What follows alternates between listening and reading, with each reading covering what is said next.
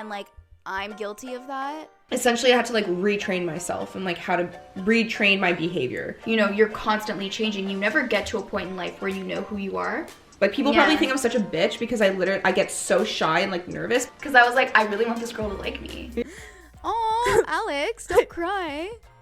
I just, like, have a lot of guilt. I don't know what to say. I didn't mean to cry. I get so uncomfortable when people get emotional around me. Hey everyone, welcome back to our podcast. It is your two favorite sisters, Alex and Kyla. And today we're going to be talking about friendships, friendship breakups, boundaries, how to find new friends, how to, I don't know, just all about friends. Let me read, because a few days ago we posted on our tellmesispodcast Instagram account to our stories and in feed to submit topics that you want to hear us talk about. Yeah.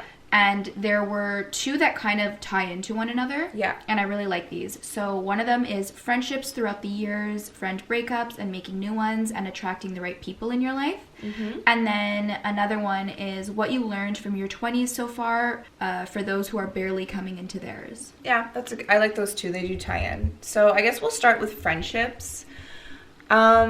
So friendships in general, like any relationship in life, can come and go. And I feel like for myself, I've dealt with my fair share of friendships, ups and downs, breakups, all that kind of stuff. And even still now in my life, like, I'm learning to make new friends because of the different season I'm in my life as like a mother, and making other mom friends. And it's definitely like a roller coaster. It is a roller coaster, and I think that it's also something that's really normal that everyone experiences. Yeah. I think that a lot of the time, it's just natural to grow apart from someone. You know, the things that you have in common with someone when you're really young, like a kid, 10 years old, for example, versus when you're a teenager and in your 20s and in your 30s, you're constantly changing. You're learning about yourself. You're learning what you like, what you don't like. Just who you are as a person and who you are, like what you could bring in a friendship or in a relationship. And honestly, friendship breakups sometimes could be harder than relationship breakups. I literally was going to say that, Kyla. I've been through friendship breakups, and it's been really tough. But also, a lot of the time, it's just for the better. For the most part, it's for the better. And I think that it's something that everyone goes through, and you shouldn't beat yourself up over it. Everything's a learning experience, and, you know, whatever the circumstances may be for why you're no longer friends with someone, whether it's more on them or more on you, or it's kind of like a mutual thing, you learn a lot about yourself, and that's a huge thing. Everything is a growing experience, or a learning experience, I should say, and you grow from that, and don't beat yourself up over it. You could grieve the loss of a friend for a little bit, but then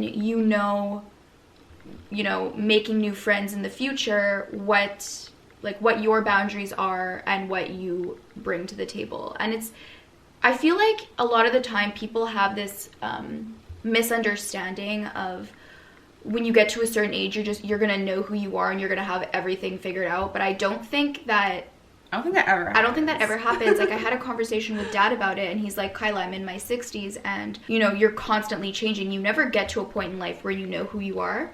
Mm-hmm. So it's natural to kind of just grow apart from someone, and everyone goes through it. It's tough because I know for myself, like, I know what I bring to the table, and I know that I'm a valuable friend, and, like, what I do in friendships, and I put a lot of effort and work into friendships. Like, it's not just something that I'm like, oh, we're friends, and, like, I'm never going to talk to them, and it's just always going to be friends. Like, yes, you can have friendships like that, but I don't feel like they're as deep as, like, the ones that, you know, we see each other more often or speak more often. So when I'm talking about friends like that, it's like, I know what I bring to the table, and if the other person, like, doesn't like that or doesn't vibe with it, then it's not even You're just not compatible as friends. Like, yeah. I think a lot of the time, people put so much pressure on just romantic relationships in general. Like, are you guys compatible? What does this person bring to the table versus, like, you? Are you guys, like, good with communication? Do you have respect for one another? But all that also ties into a friendship. Like, no matter what, a relationship is a relationship, and there needs to be communication, trust, compatibility in general. You need to have the same sense of humor. You guys need to be more or less on the same page about things, and if you're not, like, you're able to both be mature about certain things and communicate the way you feel. And I think that especially in friendships with women, communication can be really hard. I find with girls more often than men, there's a lot more drama and, you know, shit talking and gossip and toxicity in general. And girls tend to have a harder time being mature and just being able to talk about things and, like, put yourself in the other person's position and respect the other person and how they feel. I feel like, at least in my experience, girls have always been a lot more defensive, and I find it harder to communicate with a woman than with a man in that regard. Yeah. In terms of, like, getting, I don't know. No, it makes sense though, kind of, because even for myself, like, for example, setting boundaries. If you have to set boundaries in general in life, whatever, but you set a boundary, and if the other person can't respect that, then it's like, well, then they're just not respecting you. Yeah. And, like, what is the point? Like, I don't know. If I'm, like, setting a boundary for my own well-being, for my own health, like, let's say this doesn't happen to me, but let's just say my boundary is that I'm not going to text back right away. Like, let's just say that's my boundary. And people don't like that about me, and they, like, literally cannot handle it. Then, like, why am I going to allow myself to continue in a friendship where the person is just, like, always angry at me for the boundary that I set? Exactly. For myself. Like, that's not what I do, but I'm just saying as an example. And so it's kind of true what you're saying. Like, there's so many situations I've been in where I try to, like, talk about something and, like, it's almost not getting through to the other person because they're just so focused on, like, themselves and the fact that they just, like, want to be friends and, like, want to do things versus, like, actually having a real meaningful relationship. Exactly. You know, and I'm not saying all friendships have to be, like, these deep, meaningful relationships. Like, you can have friends that are just, you know, for fun or for this or for that, but I'm talking, like, about, but at some point, no matter what, you're gonna be, if you're friends with someone or if you're in a romantic relationship with someone, it's gonna get to a point where you're not always gonna see eye to eye with everything. No, of course not. Because everyone is their own person. Everyone has their own way of dealing with things, the way they see the world, how, like, their beliefs on things. So it's like, it's gonna get to a point where inevitably you're gonna disagree on something. But how do you handle those situations is what is important. It's a perfect test to see if that person is A, mature, B, has respect for you, and C, is actually overall a good friend. Like, I've had friendships where, you know, like, I was always, like, getting, like, I was always getting in trouble, but, like, the person was always mad at me. And then, like, I was always apologizing, feeling like I needed to be a certain way, to the point of, like, I felt like I couldn't even be myself around that person. And then the second I finally put my foot down and said, no, actually, I don't like that you're doing this, they freaked out and, like, cut me out. You learn what a good friend is. And over the years, like the people I've met, and especially the people in my life now, I feel like I've gotten to a point where the friendships I have, there's mutual respect, more or less good communication. Obviously, not everything is going to be perfect all the time, but it's also at a point where if I meet someone and I can just tell that, like, this person I wouldn't be compatible with as friends, I'll just keep them at arm's length. I'll never let them get super close with me. Mm-hmm. Whereas when I was younger, it was almost like I just wanted to be friends with everyone because it was fun and exciting and I wanted to fit in and whatever. But now it's like I have boundaries and I know who I am. I know what I bring to the table and what I like versus what I don't like. And I don't waste my time keeping people in my life or getting to know someone when I could see clearly there's certain signs of, okay, these are things that, like, I just don't think we would be compatible. And it wouldn't even necessarily be things where it's like, oh no, what that person's doing is toxic. It's just like, I don't like how clingy you are. Because I'm not a clingy friend. Yeah. And you just know that you don't like that in a friendship. Exactly. And I think, too, it's also, as well as what you're saying, but also taking accountability for yourself and, like, what you bring, like I said before, because there are situations that I've been in where I've almost, like, victimized myself and, like, oh, my friend, you know, they never did this for me, they never do that for me, I feel like I do everything, but it's like there's things I do that were, like, not good as well. Exactly. And, like, realizing those things and saying, like, how can I better myself in this friendship? Like, I don't think it's a bad thing to ever, like, want to better yourself and, like, to be a better friend. Ever. And it's I don't actually think really, really mature and healthy, and, like, it's the best thing you could do for yourself, even though at the end of the day it's still, like, selfish, but the best thing you could do is look inwards and put yourself in the other person's shoes and understand how what you're doing or what you're saying can affect someone else. You know, have respect for like other people. If someone is telling you that you're saying or do something that they don't like and you care about this person, then you need to talk about it and really look inwards and fix these things, like work on it. But for also, the other person. But like you said, don't completely change yourself, because if you feel like you're completely changing who you are so that you could like mold into this person that your friend wants you to be, that's not okay either. Exactly. It's all about like for the greater good of yourself, like bettering yourself so you can be a better friend. Because I think when it comes to friendships, like the better you are as a friend to your friends, it's like what you attract. Exactly. You know? And the best way to know if you're in like a healthy friendship is, and like going back to what you're saying is like don't change yourself kind of thing. The best way to know if like it's getting to a point where you just feel like you can't be yourself versus being like, oh no, I don't like that I made my friend feel this way, you know, like that healthy balance, is just see the way you feel after you hang out with that person. If you constantly feel drained after hanging out with someone and you know, you're walking on eggshells, it's like that gut feeling that you get. You never, ever disregard that gut feeling because it is always right. I have done it so many times where I'm like, my intuition is just telling me like this person's not right for me, but I'm constantly trying to convince myself otherwise. I'm in denial about a situation. If you just don't feel good in a friendship or in a relationship in general, that's when you know that the situation is not serving you. So that's when you know, okay, it's at a point now where I just need to like walk away.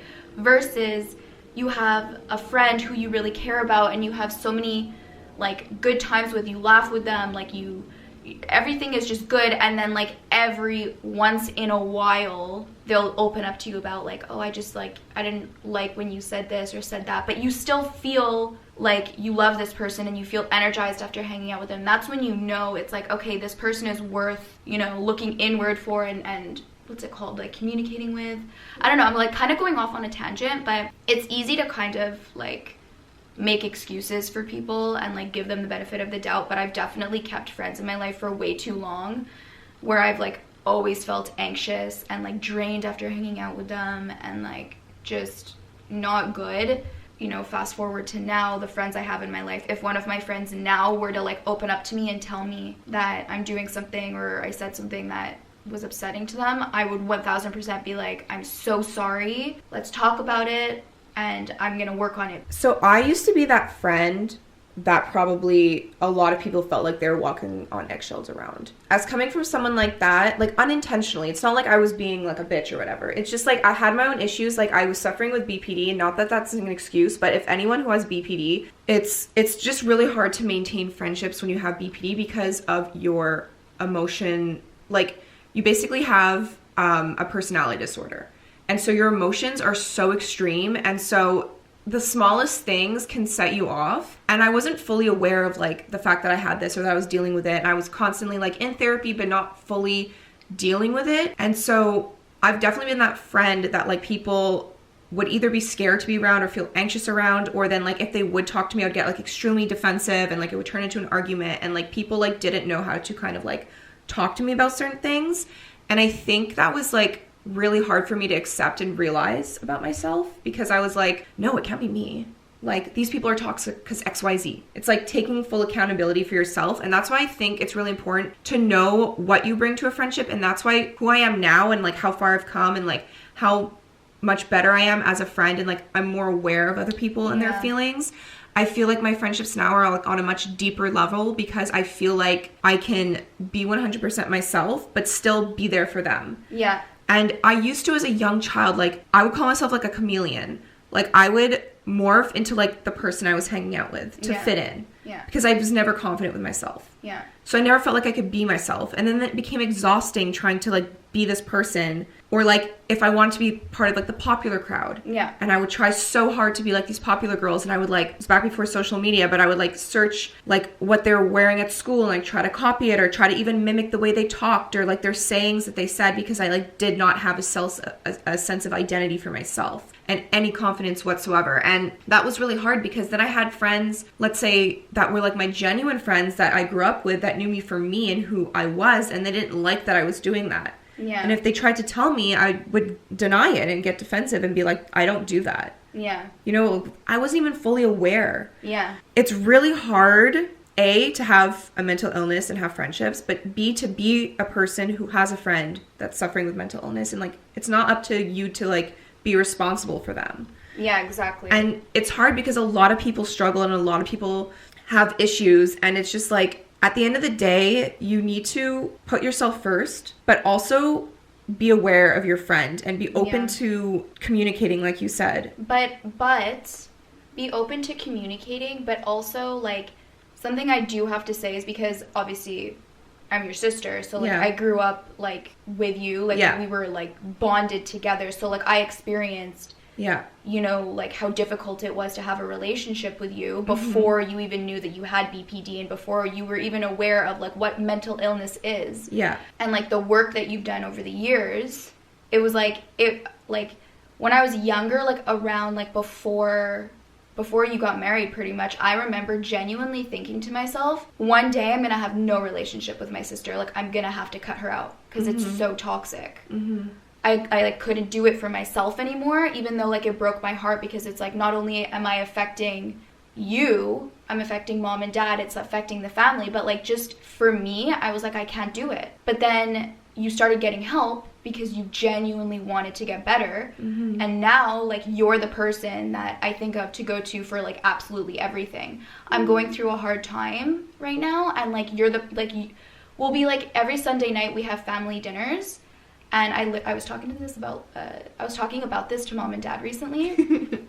I was like, it's insane. Like, you know, on Sunday night when we were with the family and I was opening up about this situation that I'm going through right now and how hard it is for me. And I was like, and then I got home and like Alex texted me to like check in on me, and like we had a really nice conversation about like how we communicate and how we want to go about communicating with each other, even though like what I'm going through right now has nothing to do with like the two of us. Yeah. But, like, just, you know, like, you remember that conversation. And I was like, it just, like, it feels so good to have, like, a big sister that not only do I look up to as a big sister, but it's also, like, it's almost like I'm, like, you're very maternal. Really? Yeah. Maybe because I'm a mom. No, but even I find, like, okay, even, for example, back in the day when, before you started getting help and everything, as much as, like, it was really hard to have a relationship, I always remember feeling like when it really came down to it, like you really had my back. Yeah, always. You know? So like you do have that like older sister, like protective nature to you, where it's like, no, like if this person like really does anything to hurt my sister, like I'm gonna fucking kill them. You know? So, but anyways, the whole point of this is that you got help because you wanted to get help and you wanted to get better, and it's literally like night and day. Like, insane. So, if you're someone who, you know, is either, like, from Alex's point of view, she was saying, like, the point of view of someone with BPD, and now I'm going to give the point of view of, like, either being friends or siblings with someone with BPD. Well, not even BPD. Just any mental illness in general. I just hope that they get help, but also, like, when you see that they're actually getting help and they want to get better, be patient. Like, seriously, be patient with them because it's not easy.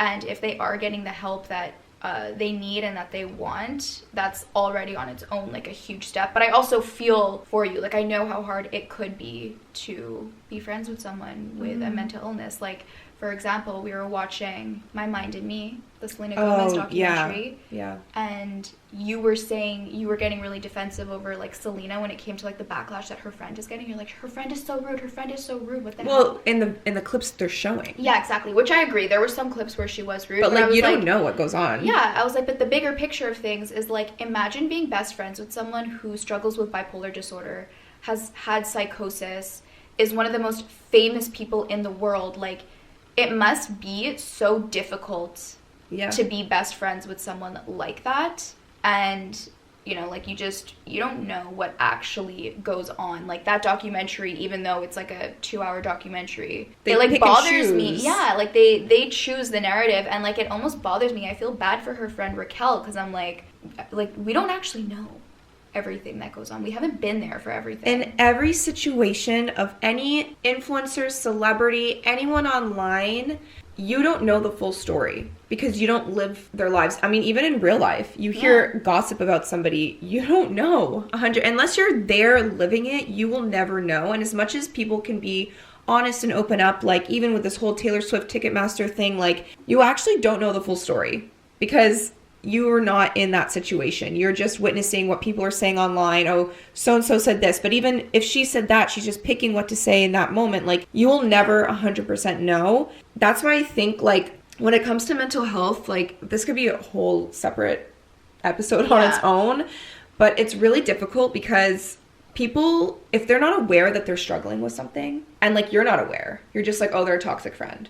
Yeah. Whatever. And it takes getting help. It takes the person wanting to get better. Yeah. In order to get better. Yeah. You can't force somebody into it. But that's why I think for myself, like, it's always been really important for me to see what I bring to the table. And that's why I know now, like, if someone is doing something which in the past would have triggered me, like, let's say a friend of mine's, like, being passive about something, you know? In the past, it would have triggered me to, like, be a bitch. Yeah. Be like, stop being so fucking passive aggressive and, like, attack back. Because that's, like, I'm not even saying that someone with BPD that does that. It's, like, people do that in general. Like, just because you do that doesn't mean you, like, have BPD. But, like, that was one of my triggers, is that it would have made me be, like, a bitch back. Whereas now, I can understand that, like, the person who's being passive aggressive is actually, like, upset over something, and it's coming out, like, not in the right way, but I can't control how they're reacting to a situation or how they're talking to me. I can only control myself and my reaction. So I can, as much as, like, I can, try to just answer in a place of love, like, reassure them kind of thing, instead of getting mad at them and, like, getting defensive and then attacking back. It's very much like, I understand where they're coming from, and, like, I'm sorry that they're, like, feeling so frustrated or sad about something, and, like, let's work on it. And, like, let's communicate about this, you know, versus, like, my old ways and my old habits of doing things. And it's why throughout my life, like, I've kept really good friends. I've also lost friends because of it. And I've lost some friends for valid reasons. Like, they were not good people to me. But I've also lost friends because I was not a good friend to them. Yeah, and the same goes for me. Like, I don't have BPD. Like, I've also, like, when I was younger, and even I'm sure to this day, you know, like, there's, like, no one's perfect. Everyone has their stuff. Like, even when it came to you, when I was giving the example of, like, it got to a point where it was so toxic, I felt like I couldn't have a relationship with you. But also, it's like, I understand that I wasn't perfect 24/7. Like, you know, it's not just, like, the blame goes fully on you. You know, I had things that I had to work on as well. And I think that's the beauty of growing and learning from situations. But I think the most important thing that you can do for yourself is self-reflect and really just be open-minded as to, like, who you are and, like, how, like, what you say and the actions that you do. Does that make sense? The actions that you do. Anyways, just be mindful of, like, your words and actions can affect someone else, and whether or not you agree with it, it's still, if it's affecting someone, it's affecting someone. So it doesn't matter, you know, if you think that it's a valid reason or not. If you care about someone and you care about having a relationship with them, then you really need to do, like, the self-reflection and don't get so defensive all the time. Like, I really think that's the best way that you could deal with any type of relationship. It's hard, though. Like, that's what it's been the hardest thing for me, is, like, because especially with someone with, like, my brain chemistry and, like, having BPDs, like, it's an actual, like, thing in your brain. Like, you have, like, it's, like, either an overdeveloped or an underdeveloped, like, anyways, there's something in your brain that's, like, not proper, and it's just, like, wired weirdly. And essentially I had to, like, retrain myself and, like, how to retrain my behavior. Yeah. And it's hard to take accountability for things when you feel like the other person is also in the wrong with situations. But at the end of the day, like, what does it matter more? Like, you being right or, like, actually working through a situation? Like, does that have to do specifically with BPD? Because I feel like that's just normal for anyone. Well, it's not normal for anyone, but it's very common in people with BPD. Okay. But it's like for example, I've been in like arguments where, or like we're having a discussion and it's like the person is like getting mad at me and I want to get defensive because I'm like, A, I didn't do that, or B, you're like misinterpreting everything and like you do that too. And it's like you want to always like prove your point. But like at the end of the day, that doesn't matter because like you're not trying to, it's not going to solve anything. Yeah. Like I always was taught in therapy to stick to the subject at hand. So if someone's approaching you with a situation that they're upset over, instead of trying to give them reasons as to like why they do the same thing or they do other things that are just as bad, like you're taking away from like what that person's feeling and you're invalidating their feelings by like coming back with that. Yeah. So instead of doing that, you validate them. You either apologize or you're like, in that moment, you're really like present on their feelings and their emotions. And then maybe at a different time, if something is bothering you, you can bring it up. But like not in that same, I always think like that conversation is not about you right now. Yeah. This person's approaching you with something. Yeah. Don't make it about you. Yeah. And it's really hard. It's not easy for anyone. No, it's not easy for anyone. But also like, you know, maybe I shouldn't say this story. That was so No, because- sassy.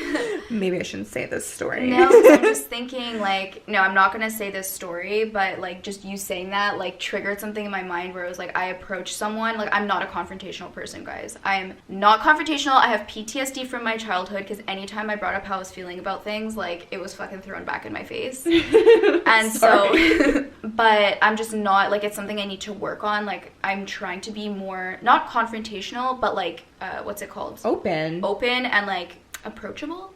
Is that the word? No, approachable is like when someone wants to come to me. I feel like you're trying to say, like, instead of confrontational, you're trying to be, basically, if something's upsetting you, you want to feel comfortable enough to talk to somebody about that. Yeah. So I was like in a situation where like I opened up to someone about something and like that person just like completely gaslit me and like turned it on me and like started talking about like my personality and how like I do certain things. And But I that was says like, a lot more about them than you. That's I know. That's the thing, is that like when you bring something up to somebody and the way that they react, like let's say for you in the past, if you were to be like, Alex, you're being a bitch, or like you're doing this, and I like attacked back with like X, Y, and Z, all a list of things that you're doing, it's like that says way more about me than you. I know, but like exactly, that's exactly the point. But it's also hard being on that end of things where it's like, why is it that like you're so comfortable ripping into me and my character when like I'm trying my best to bring something up in the most mature way possible because a situation is making me feel bad. But Kyla, it's not comfortable on their end. That's just like they don't know how to accept blame. Oh my god, because I like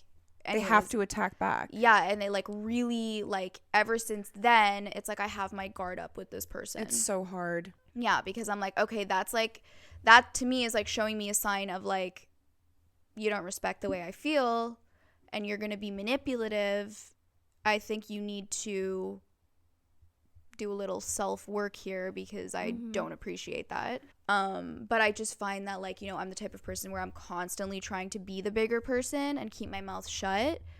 But then it could also backfire and people could kind of walk all over you. Yeah, you have to find like a happy medium. Yeah, and like I'm the type of person where I could take a lot and I could really bite my tongue and be the bigger person. But then if it like I'll get to a point where like I have a breaking point and like that is bad. But that's the thing, is like when you hold in too much, it's actually not good because you end up exploding. And like we've witnessed it, like not to throw anyone under the bus at all, but like growing up with parents that are like literally my sister and me, like I react a lot like my mom, and my sister is very much like my dad. Like we'll just like, he's not confrontational and my mom is very confrontational. It's the same thing with me. And it's like the experience that like we witnessed, not in a bad way, like our parents are great, it's just like we watch the dynamic, and so like we know what it's like and we don't want to continue always being that way. Yeah, exactly. Like like for me it was always in friendships that I struggled to be more confrontational, like with women.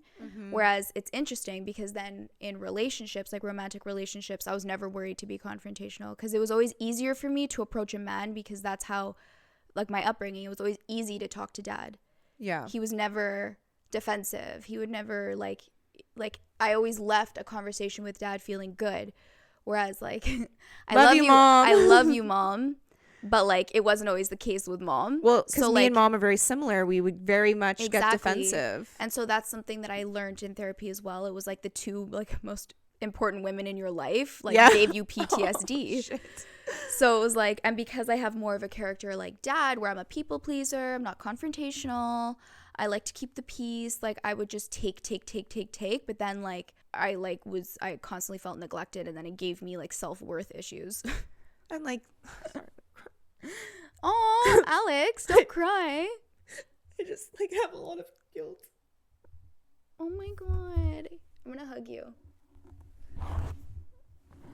Because like I feel bad because like there's so many times that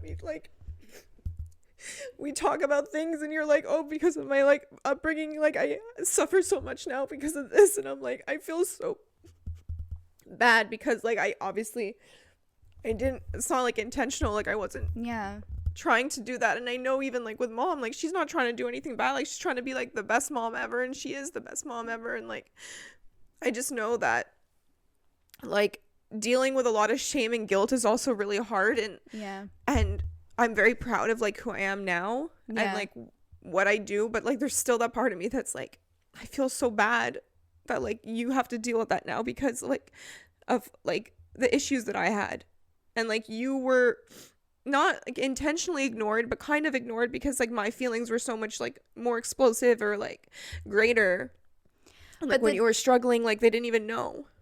But the big like the what's it called now, I'm like trying to, I like, sorry, I don't know what to say. I didn't mean to cry. I get so uncomfortable when people get emotional around me. I'm so like, I randomly cry about things because like I wear my heart on my sleeve. But like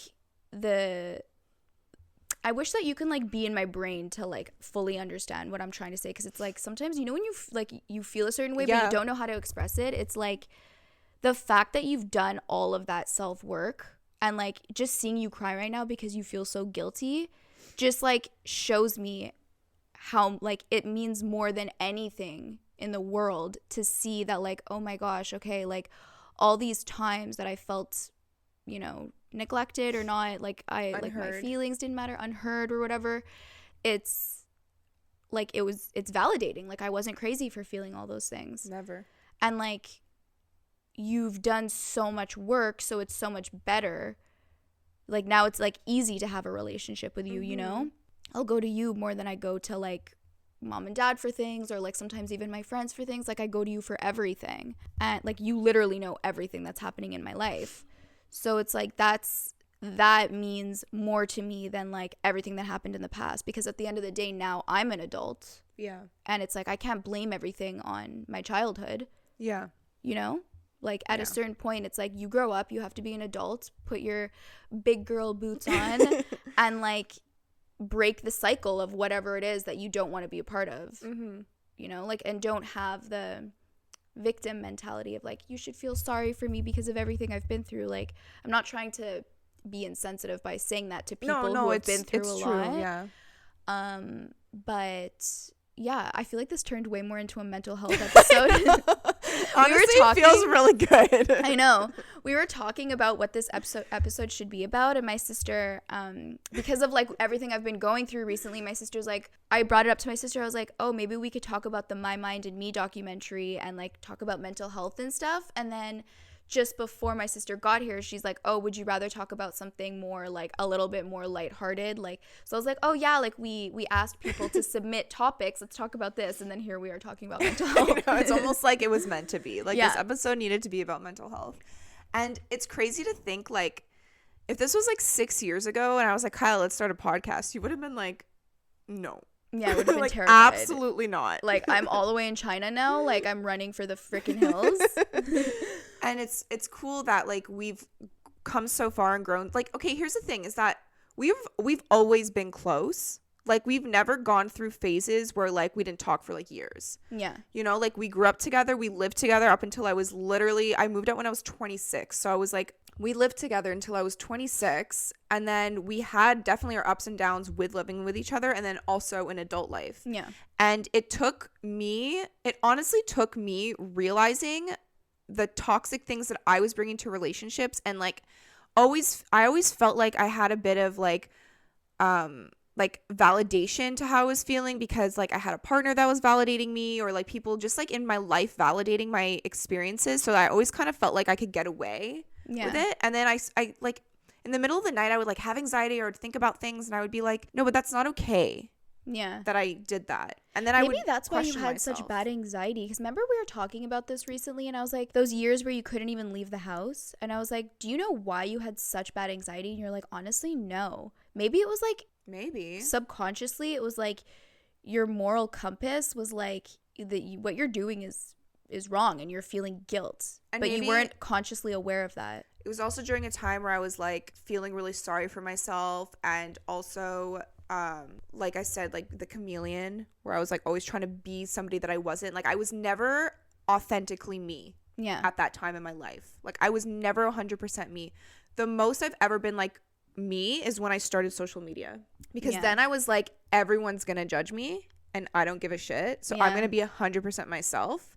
It's true. I always looked up to you in that way, because you're the type of person where when you're passionate about something, you're very much a go-getter, and you don't care what people think. And there has been so many times where like you've had people judge you, and I'm like, doesn't that like bother you? And you're like, no, I don't give a shit what this person thinks. Whereas for me, I was so much more insecure and sensitive. Like if someone said something that like made me feel judged in the slightest, I was like, oh my god, I don't want to do this anymore. Like I was so much more insecure, because I still to this day, like I'll still get hate on things and like still feel like sad about it, you know, especially if they're like right. If they're pointing out a flaw that I'm like already insecure about.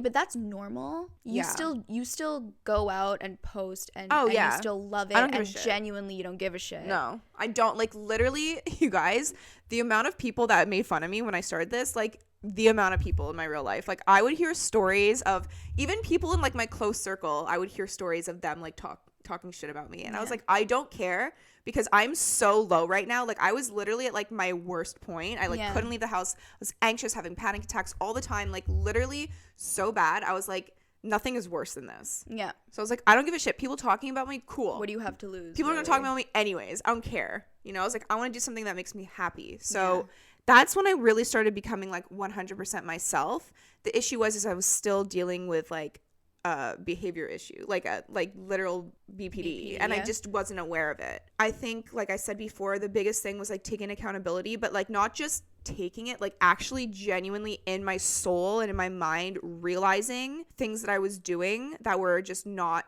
healthy in relationships. And now that I'm a mom and I'm first of all, like more aware of how I act in front of my child, but just in general, and making new friends that have kids as well, people are gonna think I'm weird, and like whatever, I fucking am weird. But also it's like I find that's just something that's like, it's so nice to like be around. It's such a breath of fresh air, because a lot of the times, more often than not, people are so worried about what other people say and think about them, and they're not actually being themselves. And like I'm guilty of that. Like a lot, like when you brought up the whole chameleon thing, it's like, I don't think I'm a chameleon, but like a lot of the times, you know, you're not 100% authentically yourself. I'm not 100% authentically myself, because if I was, I would literally be telling like 90% of the people that talk to me to like go fuck themselves. Like because you have no patience for bullshit. I just have no patience for bullshit. I like get so uninterested so easily. Like I'm able to read through people like a freaking book. I could pick up on things so quickly. Like you said, as you grow up, you change. Just normal.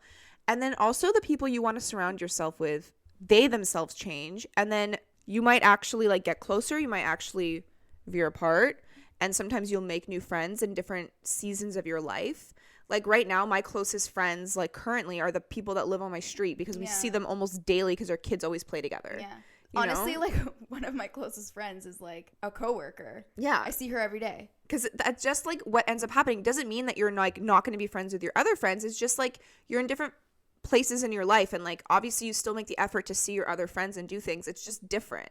You know, and like as you get older, and like if you do decide to have kids, everyone always says like when you have kids, your life gets so hectic, and it's true, but like not in a negative way. It's like very fulfilling. I'm looking forward to that phase. But because you have like schedules and you have things to do, like if you have friends, like right now my friends that don't have kids, it's a lot harder to like actually see them, because like I'm on a schedule. with my child. Yeah. And, like, even, you know, like, I'm like, okay, well, if I'm with Arkham today, like, he has his nap from, like, 1 to 3. Like, I have to be, or, like, I have to make sure that I could do things that are, like, kid-friendly. Like, I can't, like, go do this because I literally have a toddler with me. Like, I have to be aware of that. And, like, he's also a human. So, he's not just my accessory. He's not just a little blob. No, like, if he doesn't want to do something, okay, yeah, at the end of the day, he's a toddler. I can kind of, you know, pick and choose. But if he's really not down to go do something, I'm not going to force him. Yeah, exactly. Because this is his life and his time. And, like, I want to make sure it's enjoyable for everyone. So it's tough. And then if you have friends that have kids that are on opposite schedules, that's hard, too. Yeah. Because, like, when the fuck do you see each other? Yeah. So it gets harder, but then it also gets easier, if that makes any sense. It probably does. Well, I just feel like it's a lot more fulfilling. Yes. And you literally don't have time for bullshit because you are a mom. Yeah. So, like, if people are just gonna be toxic or, like, not good or just or they're just, like, mean people to you, you're like, it's a lot easier to say bye. Yeah. You know? And I'm definitely, like, there's people that I miss in my life that I, like, I've, like, kind of drifted away from, not because of anything negative, just because of, like, not having enough time. And I definitely, like, miss those people. It's just, like, I also don't want to spread myself too thin. Yeah. And then, like, feel like I can't be present 100% because I'm literally doing too many things. Yeah, exactly. You need to have a balance in your life, that's for sure. And it's tough. It's definitely tough, but it is really tough. It's a two-way street, and you need to put in the effort. Yeah, 1,000%. Effort from both parties. Anyways, all this to say, this is going to be a roller coaster it's good, an episode. I like this episode. Good. I'm really happy. Like, this is going to be a longer episode, but, like, it's fine. This was a much needed. I feel like this is probably one of my favorite episodes. But when it comes to friendships and friendship breakups, don't beat yourself up too much. It's normal. Everyone goes through it. It's fucking tough, dude. It's tough. You're not alone, even though in the moment you probably feel like you're alone. You're really not. And the best thing you could do is to self-reflect, see, you know, things that you could improve on, and, you know, be the best friend to your friend that you would want to be to yourself. Exactly. And, like, the older you get, the less friends you're going to have. It's going to be more about quality over quantity. Mm-hmm. And it's part of growing up, and it's normal. Everyone goes through it. But it's better to have good quality friends and surround yourself with people who are uplifting and good for you and make you feel energized after you talk to them or hang out with them versus anxious and exhausted and, like, as if you have no freaking soul left in you. And then, like, you don't want to just stay friends with someone just because you, like, want to have a friend. Exactly. Like, or because you've been friends I made for so a new long. friend, actually, because of this podcast. Yeah, that's another thing I was going to say. Don't be scared to put yourself out there and, like, meet people. Like, don't be scared. I had a girl reach out to me. We're from, like, the same city, and she reached out to me because she was listening to the podcast. We're the same age, very, like, similar circumstances in life, and she's never... Like, I could just tell by her message. She's like, I've never done this before, but, like, do you want a friend? Like, we can get together. I love it. And normally, like, I've had people do that in the past, and, like, I would read the message, and because, like, it just... freaked you out? It freaked me out a little bit, or, like, whatever. I, like, wouldn't answer, but this time I was like, no, I'm gonna answer this girl. And we started talking, and, like, we've hung out twice now. I love her to death. Like, she's the coolest person ever. And, like, we have, like, a bucket list of things that we want to do together, and it's just so nice because it's, like, someone who's the same age as me and the same season of life, and we could relate on a lot of things. It's nice. Don't be scared to put yourself out there. There's also, what is it, Bumble BFF? Yeah, I actually saw a lot of TikToks about that. People meeting on Bumble BFF, and they're always like, this is so cringe, like, I can't believe I'm doing this, like, I feel so embarrassed, but every person feels that way on that app. Yeah. Like, they all are kind of embarrassed to do it, but then they're always happy they do because they meet people. I know, and it's the same thing. Like, even though it wasn't on Bumble BFF, it was through Instagram that I met this girl. I was like, this is so cool. And the first time we met, at the end of the night, we were both like, oh my god, we're both so nervous for you. I was more nervous meeting her than, like, when I go on a date. Yeah. Because I was like, I really want this girl to like me. Yeah. And, like, I want to like her. Like, I actually really want a new friend. Yeah. You know? So, I don't know. Don't be shy. I know it's so hard. This was, like, kind of goes back into, like, the question of the girl, like, how to meet people, like, in your early 20s or whatever. Or, like, it's tough because I know what it's like to like What was the question? meet friends, but the best way you could do it is just by starting to talk to somebody. Like, I'm such a socially awkward, like kind of shy person in real life in situations. Like, I'm a lot better than I used to be because of like actually doing social media. But in like when I'm with Dan, and Dan is like such a open, like charismatic person. Like, he talks to everybody in the room. He's really himself too. Yeah, like he's just like, there's no like, he just is who he is. And like, we'll be in a group of people or we'll just even be walking down the street and he's like, hi, like saying hi to all the neighbors, and like he remembers all their names and he gets to know them. And I'm literally like people probably think I'm such a bitch because I get so shy and like nervous. People say hi to me and I like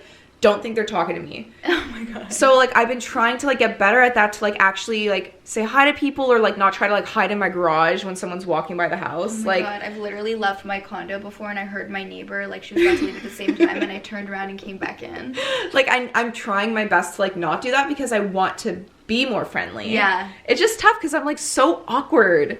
It's like out of my character. I'm the same. Like, one of my friends, she tells me like I have social anxiety, and I was like actually self-reflecting. I'm like, maybe I do have social anxiety. No, Kyla, it's so bad sometimes. And like I literally posted a TikTok the other day that like got a lot of views because it's so realistic. It's like after every single social interaction. I saw that. Yeah, I'm like, I'm so fucking weird. Like, why did I say that? Or like I overshare and people are like, look at me. Too. I'm like, I leave and I like cringe. I'm like, why? Oh my God. I like don't know what to say, so I just say too much. And the people are just silent, and I'm like, I fucking can't. And then you're like hoping that they like say something and cut you off, but like they're not, so you just keep going on. So bad. Or I've been in situations where I've literally had to apologize after. Like, I'll text them and they'll be like, no, you're fine. Like, and then I make it worse by doing that. Like, I'm so sorry, I was so weird when I said this. And then they're like, I didn't even notice, you're fine. And I'm like, fuck, I just made it worse. I'm like, oh my god. And then it's just like so bad. Yeah, it's just you're too in your head. I know. I do the same thing, honestly. I do the same thing, and I like literally beat myself up over it. But like at a certain point, I feel like now at least I've gotten to a point where I'm like, I don't give a shit. Like, I don't care what they think about me. It's more like, do I like them? But that's why it's funny when you're like, you were saying before, like how I don't care what people think. Yeah. Because like online, I guess I don't, but like in real life, I kind of do. Like, yeah. And that's why I'm like in my head a lot. But I don't know. Anyways. I hope you enjoyed today's podcast. If you want to have us talk about more specific topics, let us know in the comments, or you can like message us on Instagram or comment on our photos. I don't know. And be sure to follow us on Instagram, tellmesispodcast. Follow us on TikTok, tellmesispodcast, and leave us a review on Apple Podcasts and Spotify so that we can keep growing and continue making podcasts for you guys. And I hope you enjoyed. Bye. Bye.